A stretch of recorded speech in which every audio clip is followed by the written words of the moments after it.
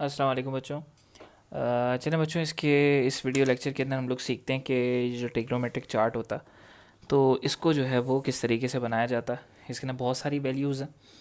आप समझ लें कि 5 तो ये हमारे पास डिग्रीज़ हो गई, तो अगर 5 हम लोग 3 की निकालते हैं तो 15 ये हो गई। और अगर आप इनके रेसिप्रोकल्स की निकालते हो, जो कि सीकेंड है और कोसेक है और कॉट है, तो ये तकरीबन 30 वैल्यूज़ है जो आपको याद करनी है। तो 30 वैल्यूज़ जो है ना वो याद रहती नहीं है, तो इसको बेसिकली रट्टा नहीं मारना होता बच्चों, इसको जो है वो समझना होता। तो हम लोगों को सबसे पहले ना इसके लिए क्या ज़रूरी है, हमें साइन की वैल्यूज़ चाहिए। तो बहुत आसान है, मैं आपको दिखाता हूँ कि आप सबसे पहला काम क्या करोगे। ये एक चार्ट बना लेना पेपर के अंदर बैक साइड के ऊपर, अगर आपको ये वाले क्वेश्चन अटैम्प्ट करने हैं तो। आपने बैक साइड पे एक छोटा सा चार्ट बना लिया, ये ऐसे हाथ से बना लेना 0, 30, 45, 60, 90 का, और साइन कॉस टेंजेंट का। ठीक है। अच्छा, ये बनाने के बाद आपने इसके ऊपर थोड़ा सा रफ काम करना है। क्या काम करना है? सबसे पहले ना बच्चों, आपने क्या करना है, ऐसे ही कहीं पर रफली लिख लेना है कि ये साइन टीटा, और साइन टीटा के आगे आपको लिख लेना है इसकी वैल्यूज़ को, यानी कि 0 डिग्री, सही है, 30, 45, 60 और 90। तो ये काम आपको रफ में कर लेना, ठीक है। अच्छा, करना किस तरीके से, ठीक है। तो ये आपको क्या करना है, करना किस तरीके से, देखो सबसे पहले क्या करना है, साइन थीटा लिख दिया 0, 30, 45, 60, 90, यानी हम सबसे पहले साइन की वैल्यू निकालेंगे, इससे फिर सबकी वैल्यूज़ निकल जाएंगे। और ये निकालना भी बहुत आसान है, मैं आपको 5 का भी रट्टा लगाने के लिए नहीं कहूँगा। तो किस तरीके से करोगे बच्चों आप इसको करोगे इस तरीके से कि आप क्या करो, डिवाइडेड बाई 2 सबके अंदर लिख लो। क्या करना है, डिवाइडेड बाई 2 सबके अंदर लिख लेना, ठीक है। अच्छा, ये ज़ीरो से स्टार्ट हुआ है ना, तो इसको आप यहाँ से नंबरिंग ज़ीरो से ही स्टार्ट करो। 0, 1, 2, 3, 4, ठीक है। सबसे पहले क्या काम किया, divide by two, divide by two, divide by two, divide by two, divide by two कर दिया सब में। फिर नंबर स्टार्ट किया 0, 1, 2, 3, 4। अब क्या करना है कि इन ऊपर वाले नंबर्स के ऊपर रूट अप्लाई कर दो, सबके ऊपर क्या लगा दो, रूट लगा दो। सही है, ये हो गया। अब ज़रा इसको सॉल्व करते हैं। ज़ीरो का रूट क्या होगा, ज़ीरो, और ज़ीरो डिवाइड बाई टू क्या होगा, ज़ीरो, तो इसका आंसर क्या आया, ज़ीरो। अच्छा, यहाँ पर देखते हैं, अंडर रूट वन किसके बराबर होता है, कैलकुलेटर में करके देखना, 1 के बराबर होता है, यानी अंडर रूट वन बराबर होता है 1 के। तो ये क्या बन जाएगा, 1/2, ऐसा ही है। अब इसे देखो ज़रा, क्या अंडर रूट 2 सॉल्व हो सकता है, नहीं हो सकता, तो ये ऐसे कैसे ही हो जाएगा। क्या अंडर रूट 3/2 सॉल्व हो सकता है, नहीं हो सकता, ये ऐसे कैसे ही हो जाएगा। क्या अंडर रूट 4 सॉल्व हो सकता है, बिल्कुल हो सकता है। अंडर रूट 4 किसके बराबर होगा, 2 के बराबर होगा। अब ऊपर भी 2 नीचे भी 2, तो 2 1 ज़ा, तो आंसर क्या आएगा, 1 आएगा। तो आपने देखो क्या वैल्यूज़ निकाली, 0, 1/2, अंडर रूट 2/2, अंडर रूट 3/2 और 1।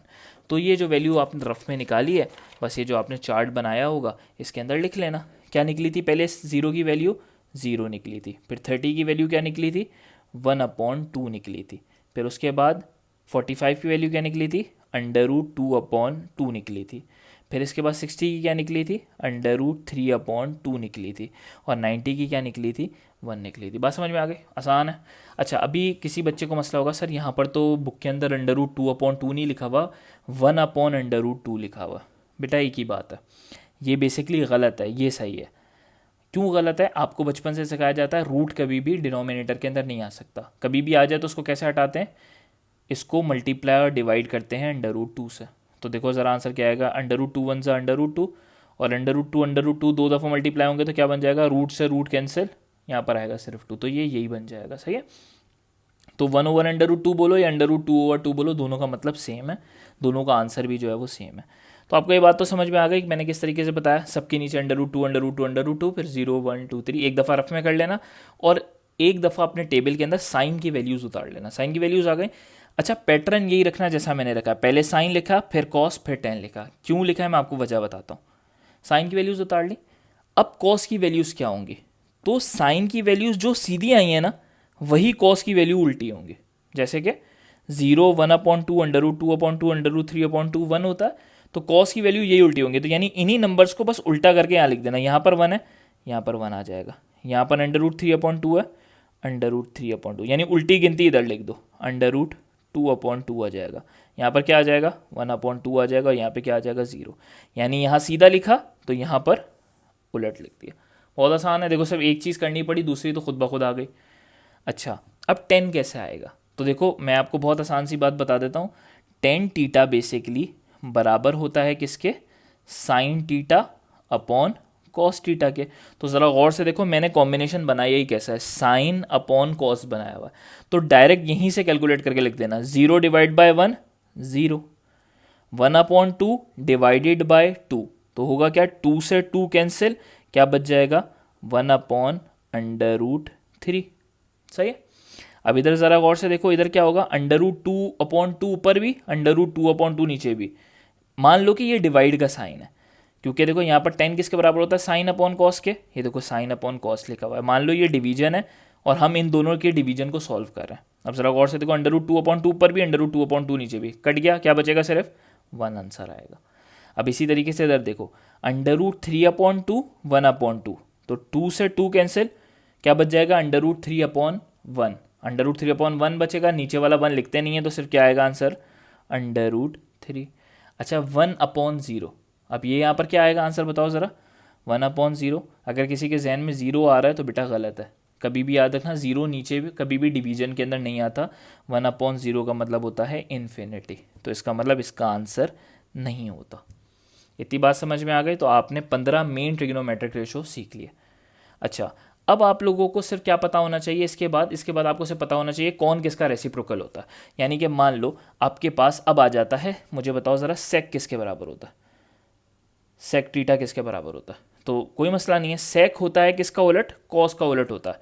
अगर वो पूछे सेक 30 किसके बराबर होगा, तो सेक होता है basically reciprocal of cos theta.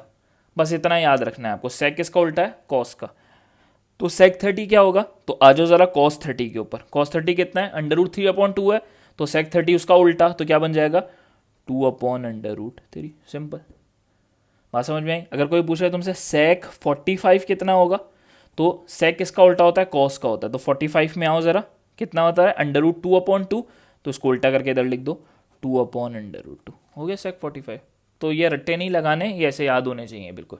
अच्छा, अब ज़रा गौर से देखो, सेक नहीं कोसेक निकालते हैं, चलो कोसेक 90 किसके बराबर होगा, कोसेक 90। तो कोसेक किसका उल्टा होता है आपको पता होना चाहिए, कोसेक टीटा जो है वो बराबर होता है 1 अपॉन साइन टीटा के। ठीक है, अब अगर 1 अपॉन साइन टीटा के होता है, तो अगर मुझे निकालना है कोसेक 90, तो मैं साइन में आऊँगा, क्योंकि साइन का उल्टा होता है। साइन 90 किसके बराबर है, 1 के बराबर है, तो इसको उल्टा भी कर दोगे तो क्या बनेगा, 1 ही बनेगा। तो यानी कोसेक 90 किसके बराबर होगा, 1 के बराबर ही होगा। अब मान लो कोई पूछे कोसेक 30 किसके बराबर होगा, तो कोसेक किसका उल्टा है, साइन का उल्टा है, तो साइन में आ जाओ, साइन के 30 में आ जाओ। 1 अपॉन 2 है, तो इसका उल्टा कर दो, 1 अपॉन 2 का उल्टा क्या होगा, सिर्फ 2 होगा। यानी 1 अपॉन 2 लिखा हुआ है, इसका रेसिप्रोकल क्या होगा, 2 होगा। तो बात समझ में आ गई ट्रिग्नोमेट्रिक चार्ट कैसे बनता है। अब आप इससे दुनिया भर की कोई भी वैल्यूज़ जो है वो निकाल सकते हो। ठीक है बेटा, जज़ाकल्लाह।